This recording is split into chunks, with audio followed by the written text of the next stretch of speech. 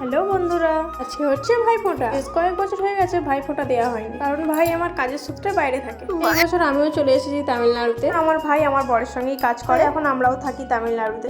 এই বছর ভাইফোঁটাটা দিতে পারছি। ভাইফোঁটার দিন সকালবেলা উঠে আগে পুজো করে নিলাম। আমাদের ওখানের মতো এখানে তো মিষ্টি পাওয়া যায় না, মিষ্টি অর্ডার দিতে হয়েছিল, মিষ্টিটা দিয়ে গেল সবে। ওর জামাইবাবু সকালবেলায় কাজে চলে গেছিল 8টার সময়। দুলপো ধান এইসব তো এখানে পাওয়া যায় না, ফুলটা পাওয়া যায় কিন্তু আনার লোক ছিল না, তাই আনা হয়নি। তাড়াতাড়ি ফটোটা দিয়ে দিচ্ছি, কারণ ও কাজে যাবে 10টার সময়। ফটোটা নিয়ে কাজে চলে যাবে, আর কাজে থেকে বিকালবেলা যখন ঘরে আসবে তখন ভালো মন্দ রান্না হবে, তখন খাওয়া দাওয়া হবে। 4 দিন কাজ ছুটি ছিল, তাই জন্য কাজও ছুটি দেয়নি আজকে। ভাইফোঁটার দিন হলো কাজ ছুটি নেই, কাজে যেতে হবে। দিওয়ালির ছুটি ছিল 4 দিন, আর এদের ভাইফোঁটা বলে কিছু নেই এদের। আর আমার ছেলে এখানে বারবার কিন্তু মিষ্টিটা তুলে নিচ্ছে। মিষ্টিটা ওকে খেতে দেওয়া হয়নি একটাই কারণে, কারণ ওর দিদি ওকে ফোঁটা দিবে, দিলে তারপর খাবে। আর বলো আমার ছেলেকে কেমন লাগছে দেখতে?